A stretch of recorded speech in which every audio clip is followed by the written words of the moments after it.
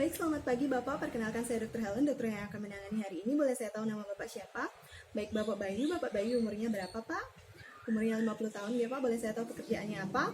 Baik, sebagai tukang bangunan ya Pak. Boleh saya tahu kenapa dibawa ke rumah sakit Pak?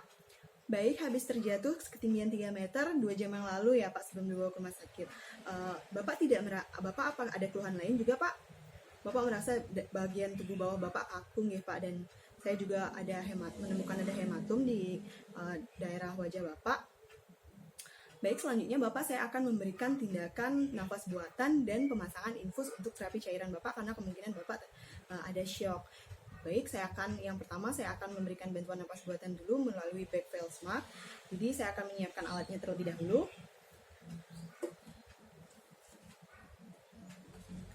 Menyiapkan alat, lalu menghubungkan alat dengan selang oksigen.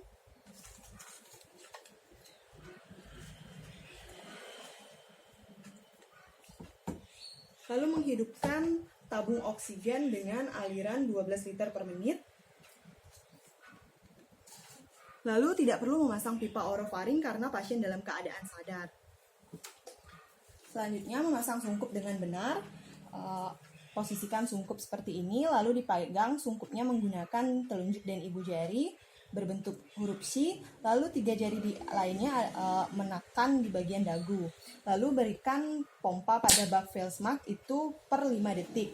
Jadi mulai 1, 2, 3, 4, 5, 1, 2, 3, 4, 5. Baik, untuk pengembangan dada pasien baik dan pasien sudah bernapas spontan, jadi nanti perlu dilakukan evaluasi lagi lebih lanjut.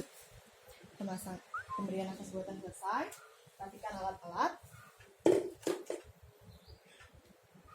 Nah baik, selanjutnya saya akan melakukan pemasangan intravenal line atau infus. Nah yang pertama tadi riwayat pasien sudah saya tanyakan identitasnya, lalu juga Bapak apakah memiliki riwayat alergi Pak? Tidak nih Pak, ada gangguan perdarahan? Ada nih Pak, baik. Karena pasien ada pendarahan tadi, ada hematom. Lalu selanjutnya saya akan menyiapkan alat-alat yang diperlukan, yaitu plester, tourniquet, aboket, infuset, cairan infus, handscoon, nirbelken, dan alas. Lalu setelah itu saya menyiapkan infuset untuk nanti tinggal dipasangkan. Yang pertama buka infusetnya dari kemasan, buka spike-nya, penutup spike, lalu hubungkan ke tabung NaCl spike-nya.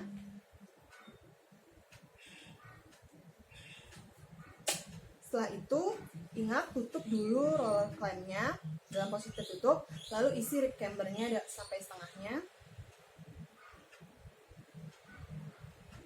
Lalu gantung infus, cairan infusnya digantung.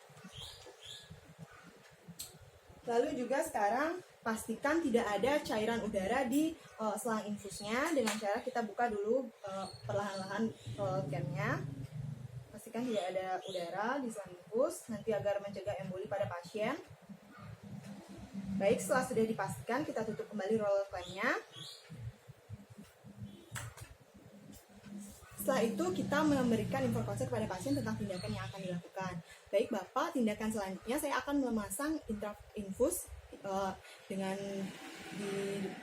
via intravenal line atau di vena Bapak. Jadi nanti mungkin akan terasa sedikit tidak nyaman atau bagaimana karena akan dilakukan penusukan pada vena Bapak. Nanti jika ada pembengkakan dan Bapak rasa tidak nyaman, bisa bilang ke saya nih Pak.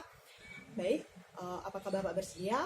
Bersedia nih Pak. Baik, selanjutnya saya akan mencari vena yang akan diinsersi. Bapak, apakah Bapak lebih aktif menggunakan tangan kanan atau kiri? Tangan kanan lebih aktif ya Pak. Baik, jadi infus akan dipasang pada tangan kiri. Usahakan mencari vena yang bagian distal untuk menjaga stabilisasi yang proksimal, potensial yang proksimal, lalu juga di daerah dorsal manus. Hindari pada vena yang bercabang. Lalu setelah itu kita melakukan tindakan aseptik.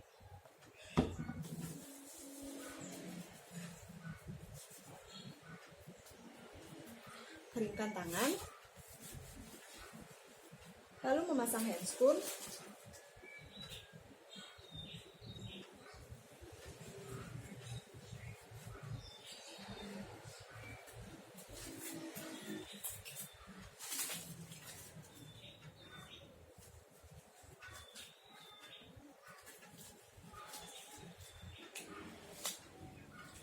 Nah, setelah itu kita pasang tourniquet. Setelah memasang handclip, kita pasang tourniquet pada pasien. Pasang tourniquet pada tangan pasien, usahakan di pertengahan antara siku dan pergelangan tangan. Pasang tourniquet dengan benar, atau bisa ditekuk juga untuk memunculkan vena. Lalu setelah memasang tourniquet, kita melakukan insersi atau pembersihan di daerah yang akan diinsersi menggunakan alkohol dengan gerakan memutar.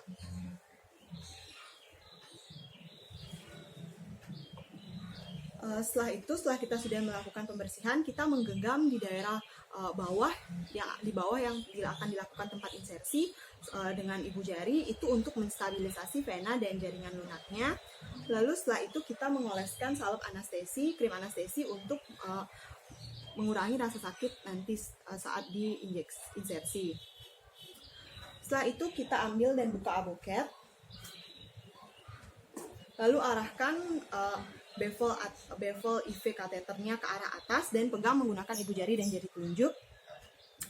Setelah itu kita posisikan 45 derajat sudutnya di atas permukaan kulit, lalu kita mendorong perlahan kateternya sampai tampak darah vena. Baik, ini sudah tampak darah vena. Selanjutnya dorong kateter berserta madrinya 3-5 mm lagi ke dalam lumen vena. Setelah itu keluarkan madri perlahan, tarik madrinya. Lalu dorong kateter hingga pangkalnya mencapai permukaan kulit. Nah, setelah selesai, kita lepaskan tourniquet pada pasien.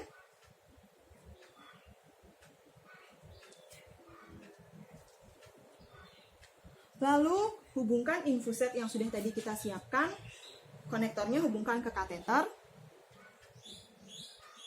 Ingat juga pastikan peredaran infusnya lancar, aliran infusnya lancar, dan tidak ada pembengkakan. Setelah itu kita lakukan lagi pembersihan dengan alkohol di daerah yang diinsersi di sekitarnya, lalu keringkan dengan gauze steril.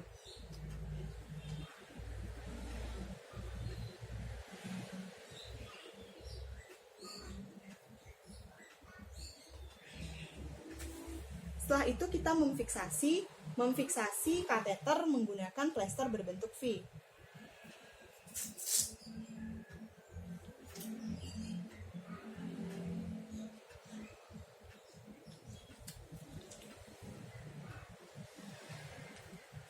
Setelah memfiksasi kateter, kita juga memfiksasi infuset dengan plester berbentuk V.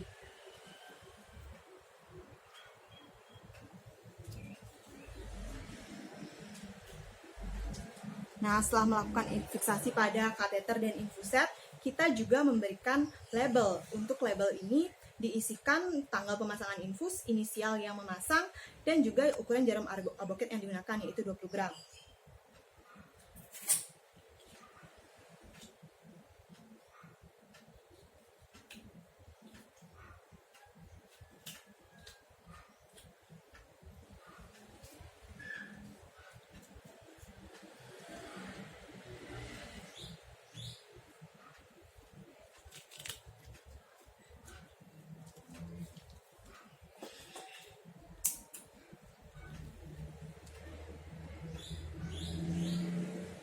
Nah, setelah kita memberikan label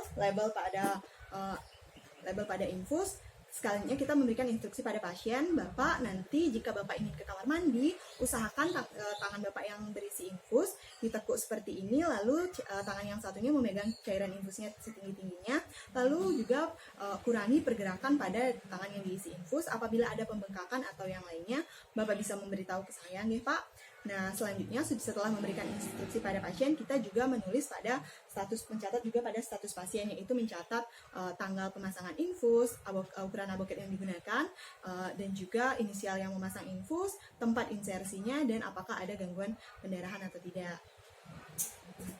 Setelah itu, kira-kira ini hasil pemasangannya. Setelah itu sudah selesai, baik pemberian nafas buatan dan pemasangan intravenal lain sudah selesai.